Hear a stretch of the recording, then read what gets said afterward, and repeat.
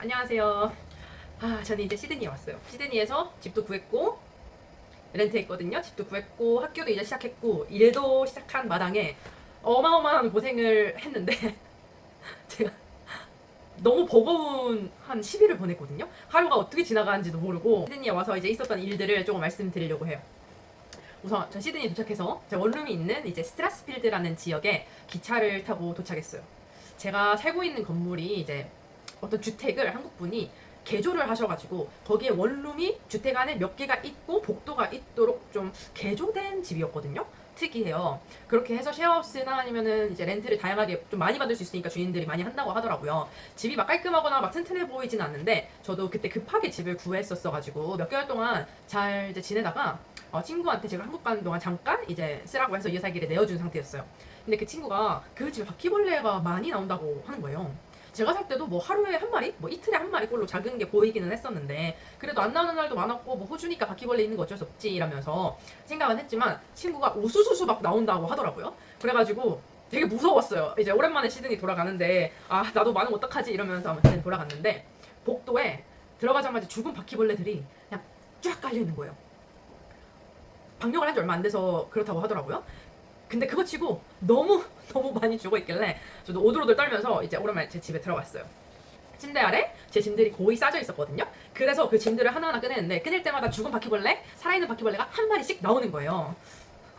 저는 짐을 꺼내야겠고 그냥 그 벌레들을 둘 수도 없잖아요. 그래서 한 8시간 동안 집 꺼내는데 들숨날숨 소리 지르고 눈 감고 죽이고 하나씩 희주뭉탱이로 말아서 버리고 그 짐 정리하고 이거를 반복을 했어요. 지금 정리하는 와중에도 계속 나와가지고 진짜 도저히 너무 무섭고 찝찝해가지고 막 에어비앤비도 찾아봤다가 호텔이나 단기 숙소도 찾아봤다가 막 목은 마른데 몸에 소름이 돋으니까 이제 물도 못 마시겠고 막 옷가지들 여름 옷들 다 꺼내가지고 다 빨고 조리도구들 다 설거지 다시 하고 하루 종일 닦고 빨고 집이 거의 그냥 빨래터였어요. 그 와중에 또 계속 나오니까 아, 내 옷들은 내 옷들로 떨어진 놈은 없나? 내가 지금 밟은 무언가 이게 바퀴벌레는 아닐까? 이러면서 제가 할 수 있는 모든 것들을 했어요. 청소하고 약 뿌리고 이것저것 다 했는데 그렇게 이제 겨우겨우 정리를 다 하고 이제 침대에 누웠는데 베개 옆에 바퀴벌레가 있더라고요. 자, 침대에 눈을 감기가 너무 무서워서 이건 말이 안 되잖아요. 너무 찝찝하잖아요. 그래서 그날 밤을 샜어요. 그 밤에 밤을 새면서 침대에 겨우 이렇게 쪼그리고 누워가지고 벽에 나오는 바퀴벌레 한 10마리는 죽은 것 같아요. 죽인 것 같아요. 근데 다음날에도 똑같이 나오더라고요. 겨우 이제 요리조리 좀 보면서 요리하는데 냄비 옆에 뭐 바퀴벌레, 밥 먹는데 발 옆에 바퀴벌레, 그리고 셋째 날이 최고 이제 레전드였던 것 같아요. 하루 종일 그날 컴퓨터 앉아가지고 이렇게 작업을 할 일이 있었는데 바퀴벌레가 진짜 벽을 볼 때마다 계속 있더라고요. 그날 하루 종일 신발 들고 한 손에 신발 들고 한 손에 약 들고 하루 종일 바퀴벌레를 죽였는데 전 죽이면 끝날 거라고 생각을 했거든요. 이제 안 나올 거라고. 근데 60마리 정도를 죽였어요. 이게 과장이 아니라 진짜 그날 하루 종일 60마리. 제가 잠을 못 잤어요. 3일 동안. 밤을 새니까 이제 해야 할 일도 못 하겠고 몸에 힘도 없고 좀 제정신이 아니었어요. 이건 도저히 안 되겠다 싶어가지고 이제 쉐어하우스를 운영하는 친구한테 연락을 해서 2인 1실에 필요한 물품 몇 개만 챙겨가지고 도망치듯이 나왔어요.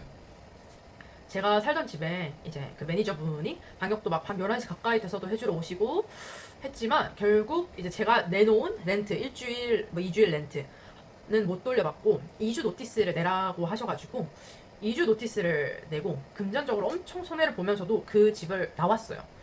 일주일에 450달러 하는 집이었는데 거기에다가 그 집은 사용을 못하지만 렌트는 2주를 내가지고 900불은 날라갔고 전 친구 쉐어하우스에서 이제 또 렌트가 나가잖아요. 근데 그 친구가 고맙게도 저를 배려해줘서 좀 싸게 해줘가지고 저도 쉐어하우스 렌트비 따로 나가고 이중으로 렌트가 나가는 경험을 이제 했죠.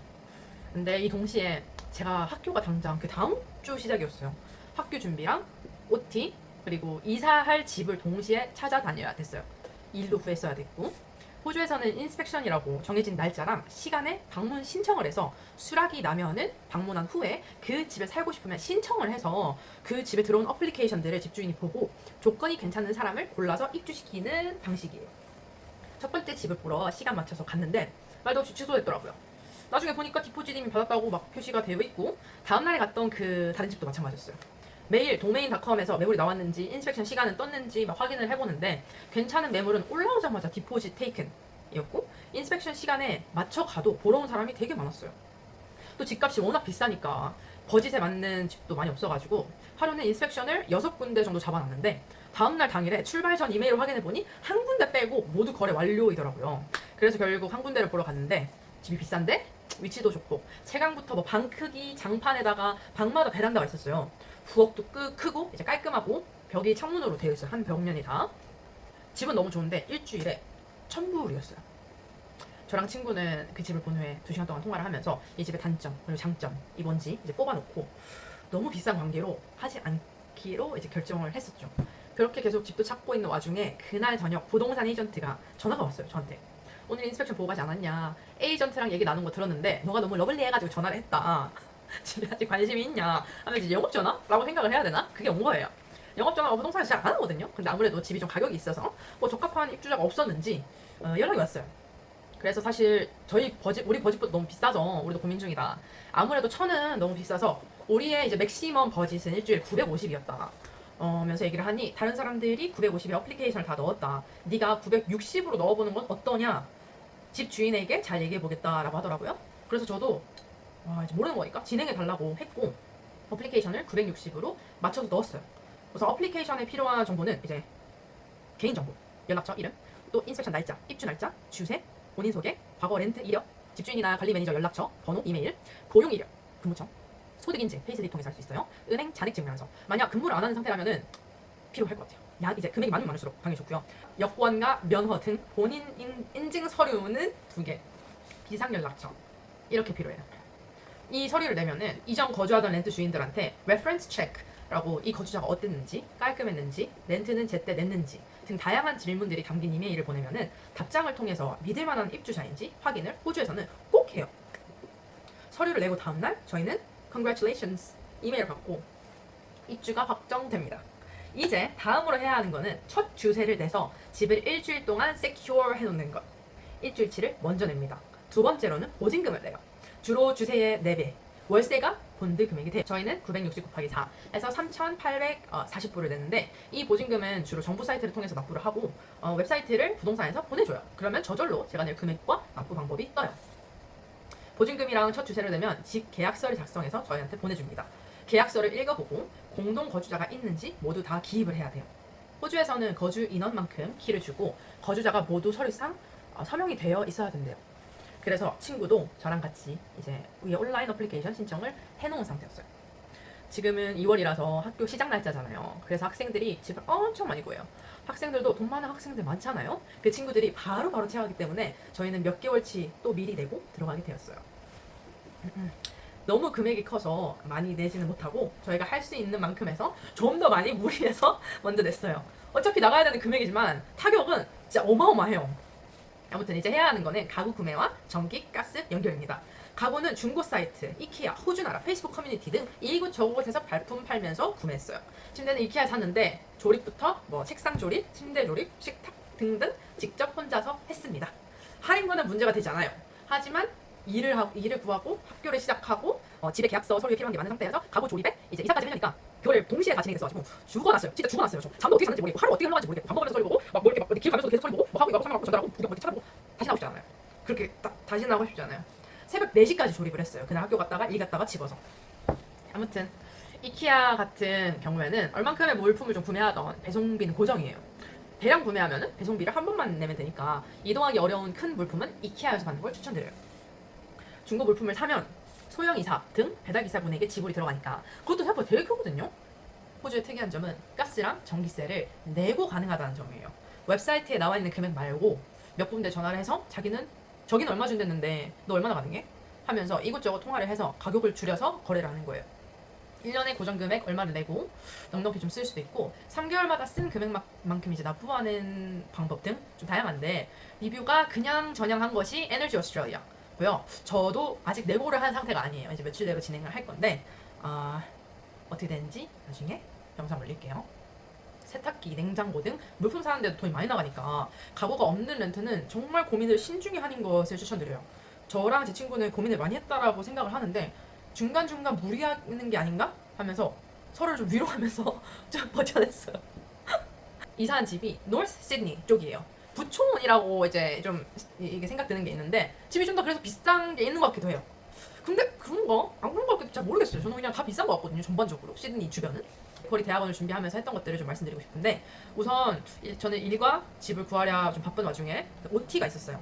학교 단톡처럼 왓츠앱 신입생 단체 채팅방이 있는데 페이스북을 통해서 조인을 했었거든요. 멤버가 거의 1000명 정도 있는 채팅방이었는데 거기에서 OT에 가도 별거 없다 하면서 안 가는 학생들이 많았어요. 근데 전 가고 싶더라고요. 원래 월요일에 가려 했는데 너무 바빠진 와중에 화요일에 갈까 수요일에 갈까 목요일에 갈까 하다 결국 마지막 날인 금요일에 갈 수 있게 됐어요. 강당에 모여서 시작을 하는데 진행을 다 학생들이 하더라고요. 본인들이 첫날이 어땠는지 재미있게 좀 스토리도 풀어주면서 시작을 하고 QR 스캔을 해서 질문이 이렇게 스크린에 올라와 있으면 저희가 QR을 찍어가지고 이제 거기에다가 대답을 입력을 하면은 화면에 그 대답들이 떠요. 그런 식으로 좀 아이스 브레이커 게임들도 같이 하고 옆에 친구들이랑 좀 모르는 친구들이지만 편하게 얘기를 나누면서 좀 대화를 할 수 있는 분위기를 만들어줬던 것 같아요. 너무 고맙게도. 그 후 학생 보험 사용 방법, 캠퍼스 카드 신청 방법, 심리 상담의 중요성, 정신적 건강을 위한 대학교의 지원, 식료품 지원, 동아리 활동, 성적 범죄의 위험성, 최저 시급과 근무의 기본 조건, 좀 지켜지지 않는 근무처의 대처법이나 신고법 등 진짜 유익한 정보를 정말 많이 받았어요. 무슨 정보가 나오던 QR로 스캔을 해서 폰으로 바로 정보를 옮겨 담을 수 있게 되어 있더라고요. 그래서 핸드폰으로 하나하나 담아놨다가 나중에 시간이 여유로워졌을 때 더 읽어보고 하기 너무 편했어요. 끝나고 이제 웰컴 가방이라고 학교에서 환영하는 가방을 받았는데 선크림, 과자, 학교 로고 박힌 모자 그리고 귀여운 게 학생들 라면 같은 것만 끓여 먹지 말라고 쉬운 요리 레시피북을 주더라고요. 되게 정보가 되게 많았어요. 그 안에 레시피 종류가 되게 많은데 저도 그거 보고 몇 개 만들어 볼 생각이에요.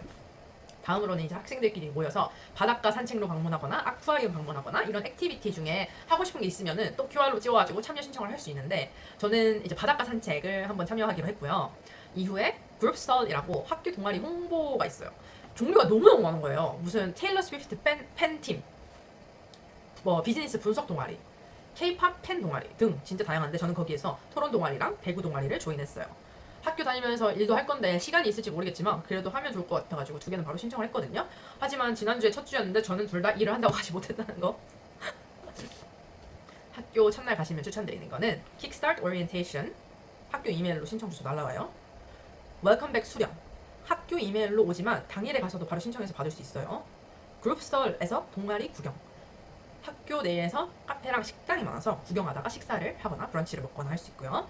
Peer Mentor 프로그램 신청, 핑크 셔츠 입은 학생들이 있는데 그 친구들이 멘토들이에요. 그 친구들한테 물어보면 돼요.